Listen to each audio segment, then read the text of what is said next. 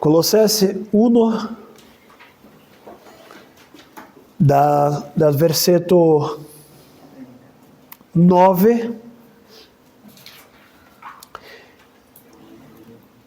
e oggi faremo fino al versetto 14. Leggiamo, dice così: perciò anche noi, dal giorno che abbiamo saputo questo, non cessiamo di pregare per voi e di domandare che siate ricolmi della profonda conoscenza della volontà di Dio, con ogni sapienza e intelligenza spirituale, perché camminiate in modo degno del Signore, per piacergli in ogni cosa, portando frutto in ogni opera buona e crescendo nella conoscenza di Dio, fortificati in ogni cosa dalla sua gloriosa potenza, per essere sempre pazienti e perseveranti, ringraziando con gioia il Padre, che vi ha messi in grado di partecipare alla sorte dei santi nella luce. Dio ci ha liberati dal potere delle tenebre e ci ha trasportati nel regno del suo amato Figlio. In Lui abbiamo la redenzione, per mezzo del suo sangue, il perdono dei peccati. Amen. Preghiamo. Grazie Signore per la tua parola. La tua parola è la verità. E davanti, Signore, a questa verità eterna, immutabile, perfetta, chiediamo che il Signore possa insegnarla a noi stamattina. Signore, abbiamo bisogno del tuo Spirito Santo affinché possiamo capire la tua parola. Io non sono in grado di predicare questa parola, però, Signore, attraverso il tuo Spirito Santo saremo capaci di capire le tue verità spirituali. Per questo ti chiediamo, parla ai nostri cuori. Parla, Signore, per la tua parola, attraverso il Spirito Santo. Nel nome di Gesù. Amen. Potete accomodarsi, fratelli.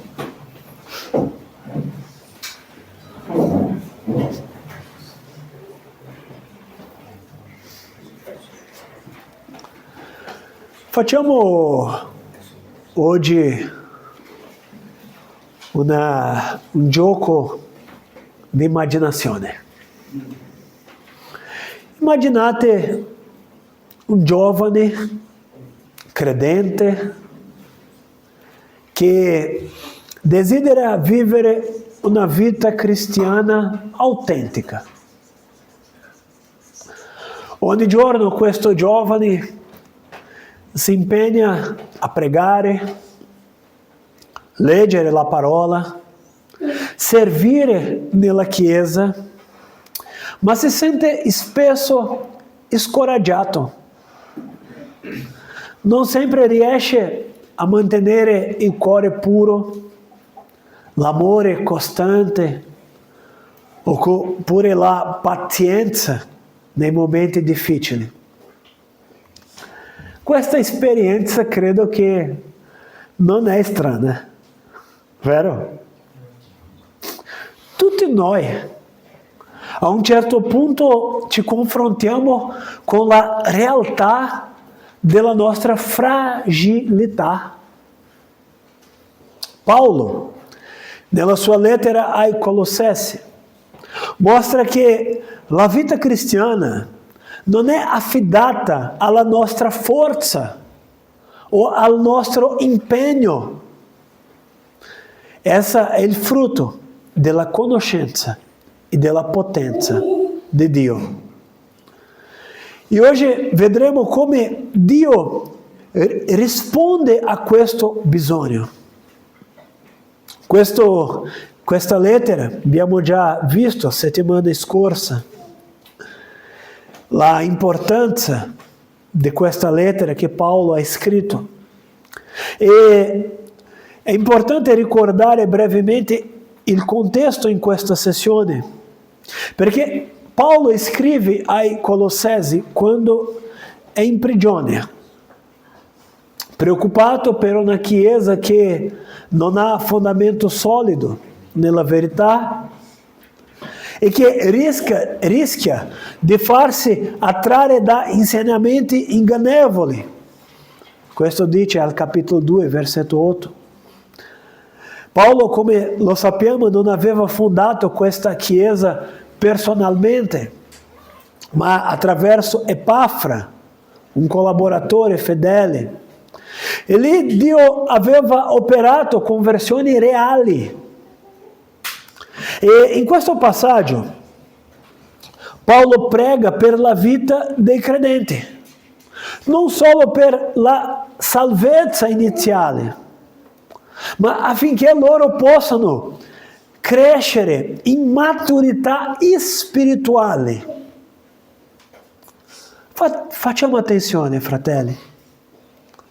Sì, dobbiamo pregare per salvezza, ma dopo della salvezza la strada non è finita. Dobbiamo pregare per maturità.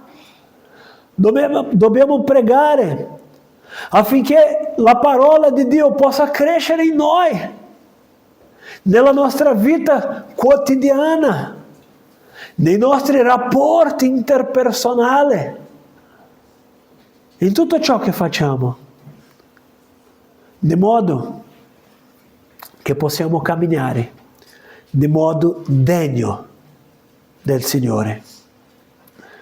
E così la nostra domanda è: in che modo possiamo vivere una vita degna del Signore?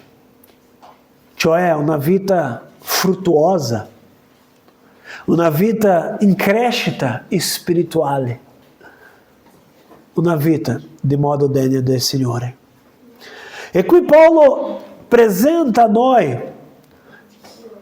4 lezioni che dobbiamo imparare per vivere una vita degna del Signore.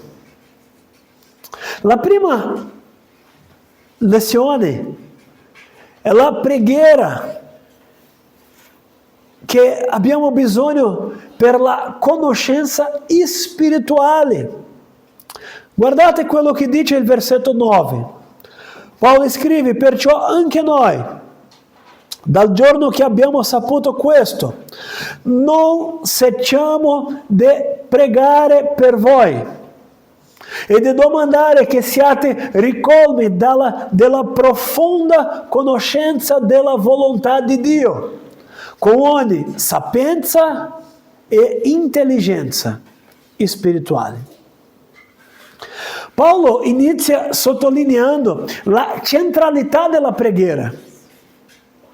La crescita spirituale non è automatica, non è come la crescita fisica, che ogni mattina i bambini, i ragazzini crescono un po' in più.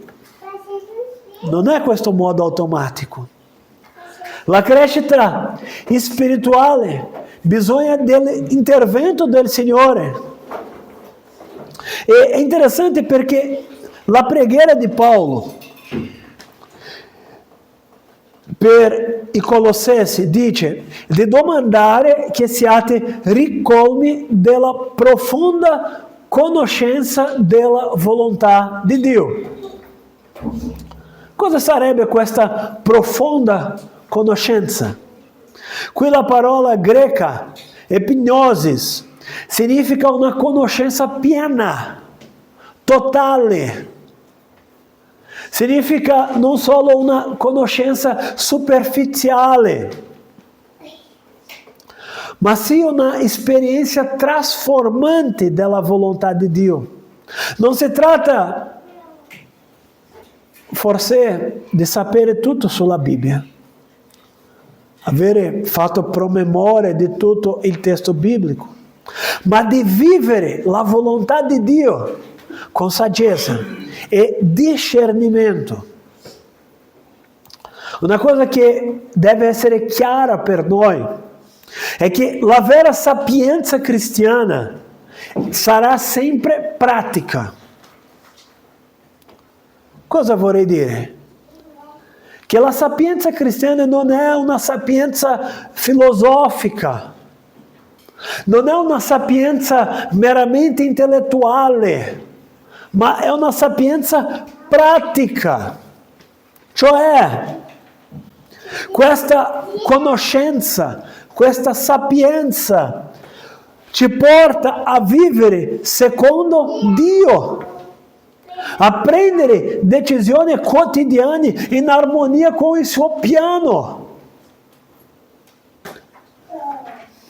Altro testo che Paolo ha scritto, Efesini 1, 17 e 18, mostra come Paolo anche prega per la conoscenza della sua volontà, con sapienza e intelligenza spirituale. Paolo ha pregato anche così per gli Efesini, dimostrando che questo è il fondamento per ogni cristiano. E così dobbiamo domandarci, quanto tempo veramente, fate attenzione fratelli, dice questa risposta al tuo cuore. Ti chiedo di essere sincero, perché la risposta è a te stesso, non è a me. Quanto tempo dedichiamo alla preghiera?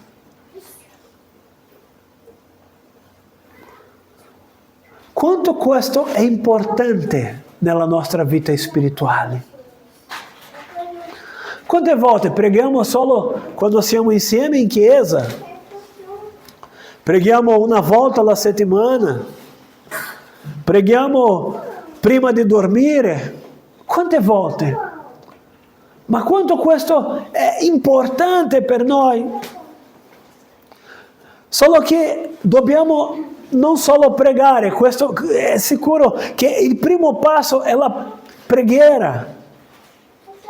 Solo che dobbiamo anche pregare perché la nostra conoscenza di Dio diventi pratica. La seconda domanda è: la nostra preghiera è trasformativa o solo teorica?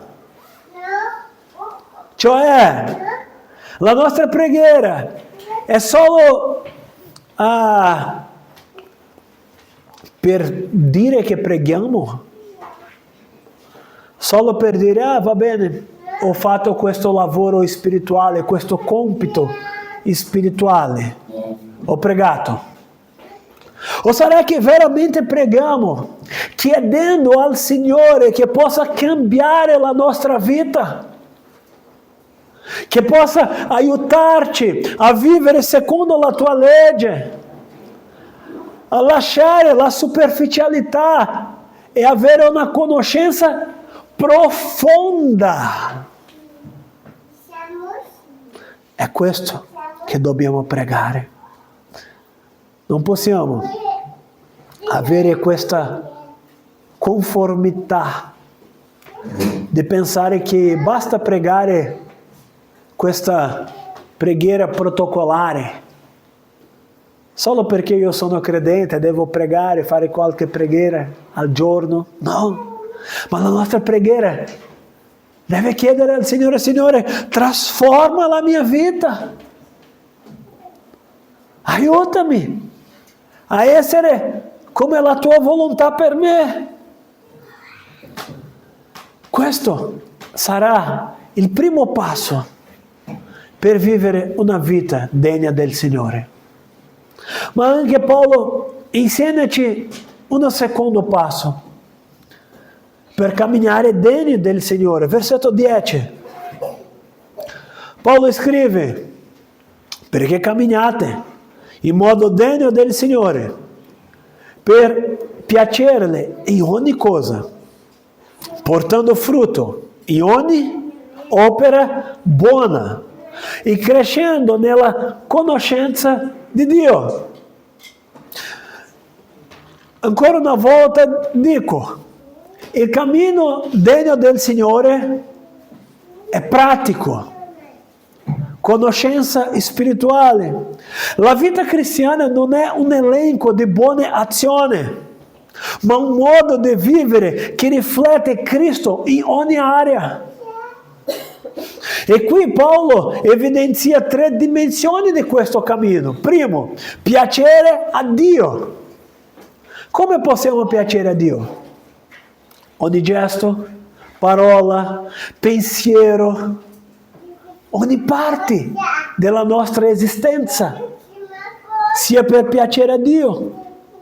Ma dopo Paolo dice, portando frutto in opere buone, non come obbligo, ma come espressione naturale della grazia.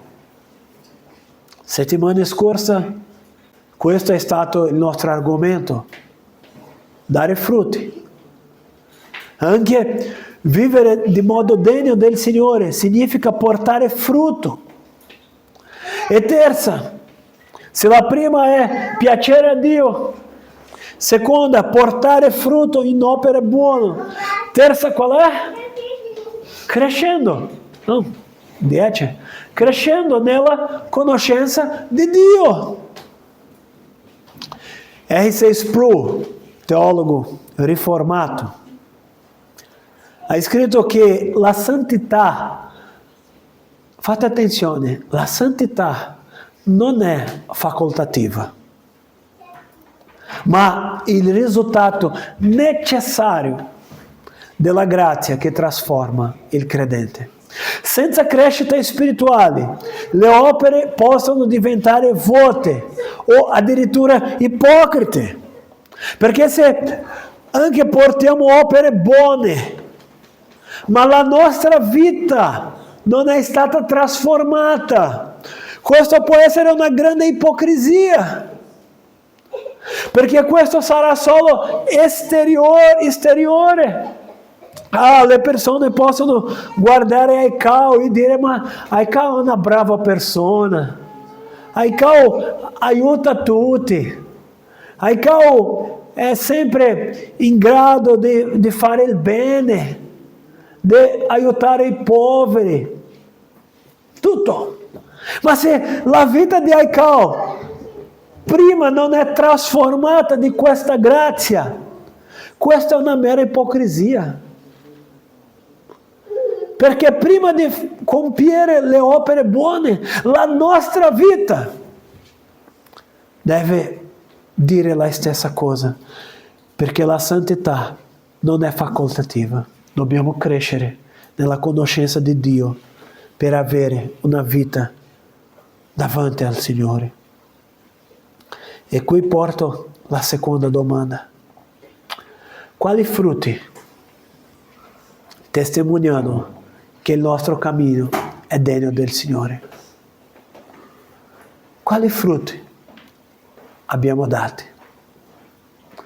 O quale area della vita dobbiamo riorientare affinché il nostro vivere rifletta Cristo?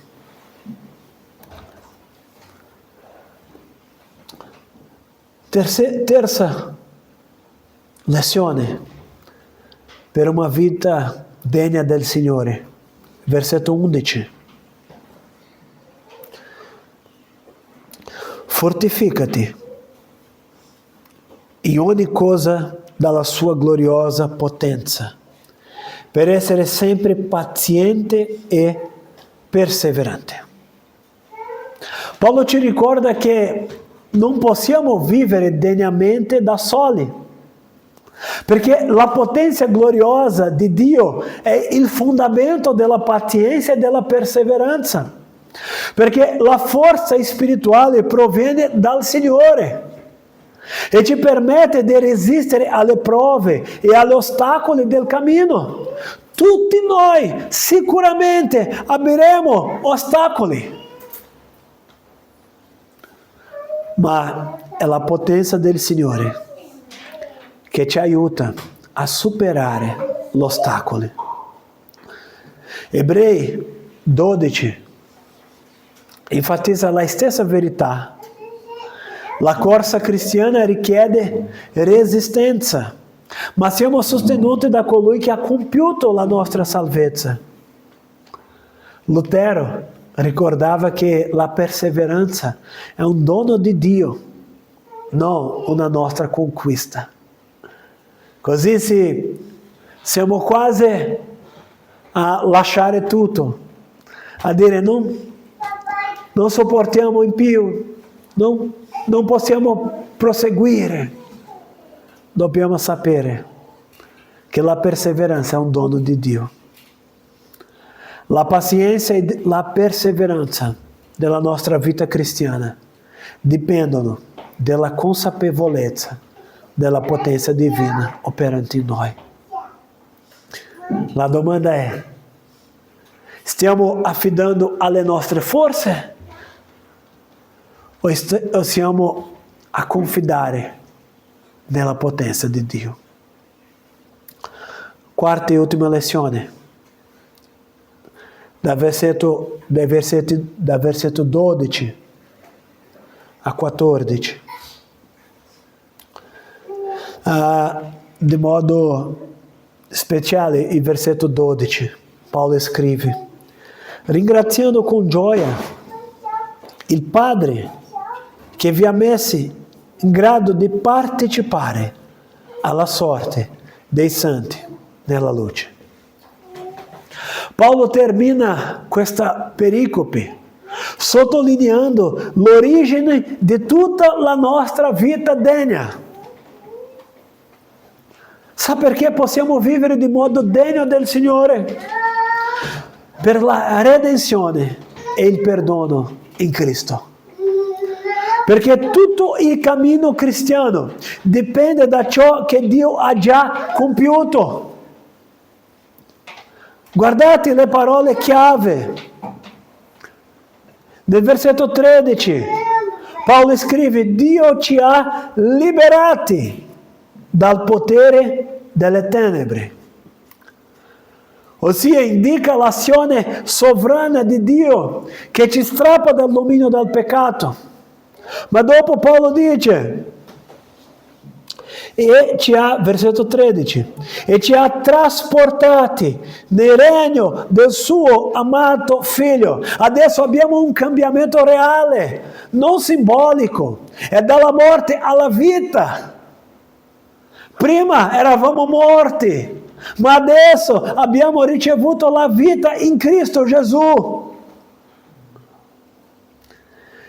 E dopo Paolo conclude dicendo, versetto 14, in Lui abbiamo la redenzione per mezzo del suo sangue, il perdono dei peccati. Due parole bellissime: redenzione e perdono. Qui il fondamento della speranza e della gratitudine. Sa perché possiamo vivere del modo degno del Signore? Perché abbiamo ricevuto redenzione e perdono. Perché il Signore ha cambiato la nostra vita. Perché non siamo come prima. Perché adesso i nostri pensieri sono altri. Adesso i nostri desideri devono essere altri. I nostri piani, i nostri obiettivi, tutto è cambiato per questa grazia della salvezza. La vita degna non è mai separata dalla salvezza. Se qualcuno non conosce Cristo come Salvatore, la strada per vivere in modo degno del Signore comincia nella fede del suo Figlio. Gesù ha pagato il prezzo della nostra libertà e ci invita oggi a ricevere la redenzione, il perdono dei peccati, e tutto questo è attraverso il Figlio. È per mezzo della croce che noi possiamo ricevere la redenzione e il perdono. Questa è la vera ragione per cui possiamo camminare degni davanti a Dio. Fratelli, vivere una vita degna del Signore significa, prima, essere riempiti di conoscenza spirituale, anche pregare per questo. Dopo, camminare coerente con Cristo, portando frutto e crescendo. Terzo, affidarsi alla potenza di Dio per pazienza e perseveranza. E quarto, vivere con gratitudine per la redenzione e la salvezza in Cristo. Lasciamo che la grazia di Dio possa trasformare ogni area della nostra vita, affinché il nostro camminare quotidiano sia degno del Signore e possa testimoniare la sua gloria al mondo. Amen. Grazie Signore per la tua parola. Grazie Signore perché tutto che abbiamo bisogno troviamo nella tua redenzione. Ringraziamo perché il Figlio ci ha riconciliato con il Padre. Ti ringraziamo Signore perché non eravamo in grado di cercare, di trovare questa così grande redenzione. Ma ringraziamo perché il Signore ha fatto tutto questo per noi. Signore, aiutaci a vivere ogni giorno di modo degno del Signore. Che la nostra vita possa essere una vita degna del Signore. In ogni parola, ogni pensiero, ogni azione, in tutto che facciamo nel nostro lavoro, nella nostra scuola, nella nostra famiglia, in mezzo ai nostri vicini, amici. Aiutaci, Signore, a vivere di modo degno del Signore, affinché il tuo nome sia glorificato attraverso di noi. Noi ti chiediamo, nel nome di Gesù. Amen.